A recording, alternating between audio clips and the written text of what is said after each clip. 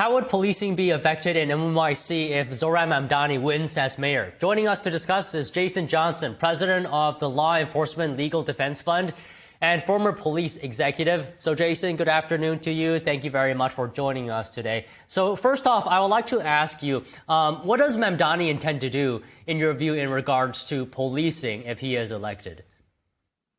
Well, Zohran Mamdani is on the record as a defund the police advocate.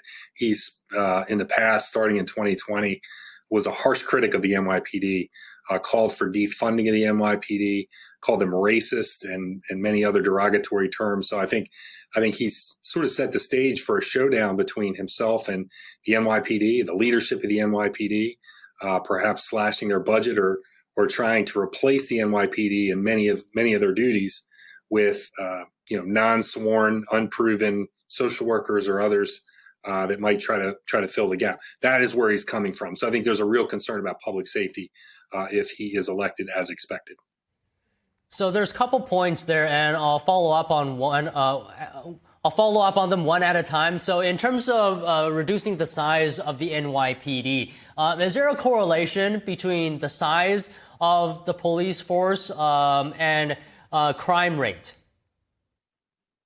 Well, of course, policing isn't the only means that a municipal government can use to reduce crime, but it has been shown to be one of the more effective means, at least in the short term. So the visibility and the presence of uniformed police officers on the streets of any city, including New York, our largest city, has been shown to have a dramatic impact on crime. In addition to its actual impact on crime, it has a huge impact on the perception of crime and the perception of safety. So which is really important in a city like New York that relies on tourism. People, in addition to everything else going on in the city, there's lots going on that would bring tourists in. If tourists don't feel safe, they're not going to show up. And if they don't show up, then it takes a huge hit to the economy of the city. And so, yeah, absolutely, it's critical that the police department be adequately staffed, not only to, again, address actual crime, but also to address the perception of safety. So on his violence or crime interruption programs, whatever the official term is, what is your guess on the effectiveness of that is, like his proposed Department of Community Safety? Yeah, these are ideas that progressive mayors and some progressive governors and other politicians have floated and tried. Many cities across America have violence interrupter programs, and none of them have been proven to be effective. City I'm very familiar with, city of Baltimore, the mayor would have you believe that the institution of his program is what has resulted in the reduction of crime in Baltimore. But he fails to mention that at the very same time he started that program, there was a brand new prosecutor that actually is going after criminals. And that really is where the reduction has come from. So at the end of the day, it's a great talking point for progressive politicians who want to pivot from traditional law enforcement. But the fact is, he himself has really softened his rhetoric. And I think that's a prelude that he has some concerns about his own plan, or at least his electability under his plan.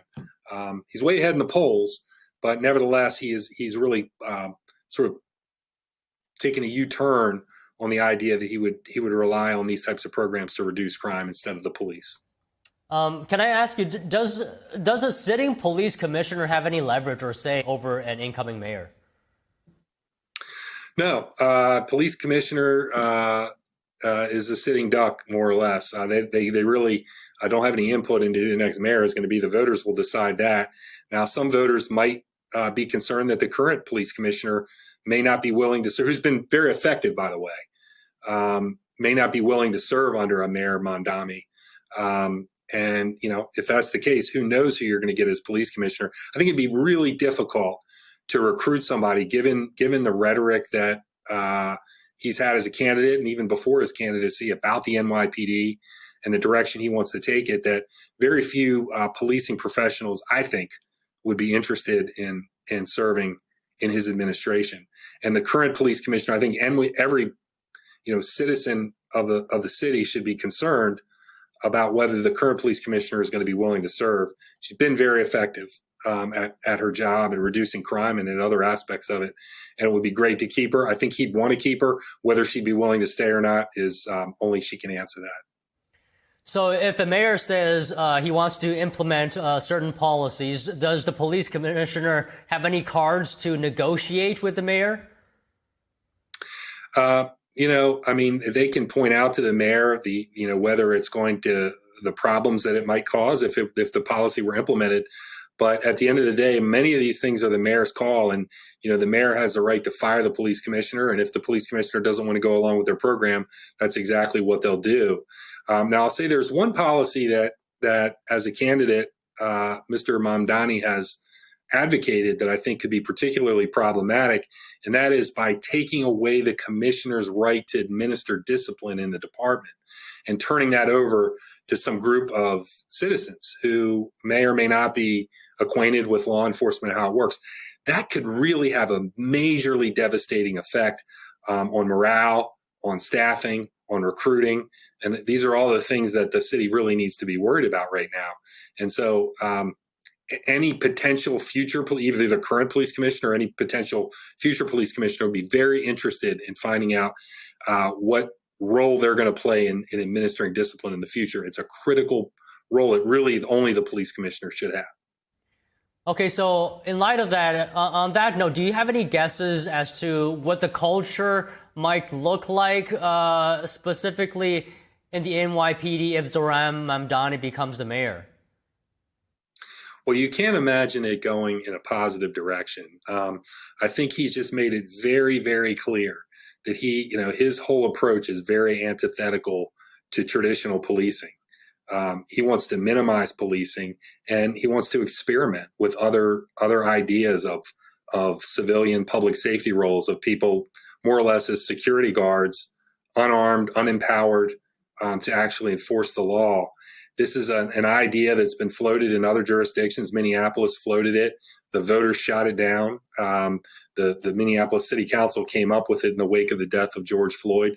The voters, when they had an opportunity, shot it down because people recognize, even people who aren't affiliated with law enforcement recognize, you need to have actual police officers on the street in any urban environment.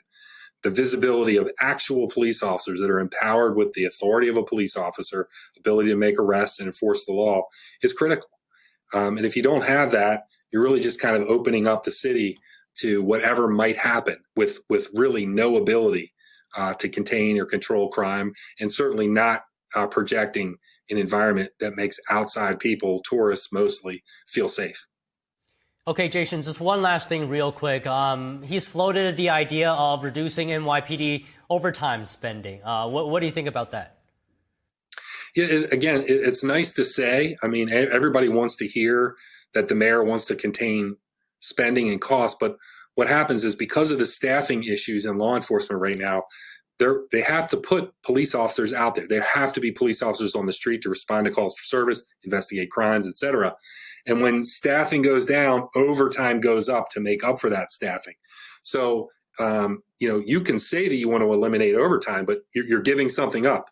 That means you're going to give up the police presence on the street. Are you going to cut overtime in the homicide, investigating open homicides or other crimes? Are you going to cut it in actual uniformed police officers? I mean, where are you going to cut it without jeopardizing public safety? And so it's one thing to say it, it's another thing to do it. Okay, terrific insight today, Jason. Thank you very much for talking to us. Thank you.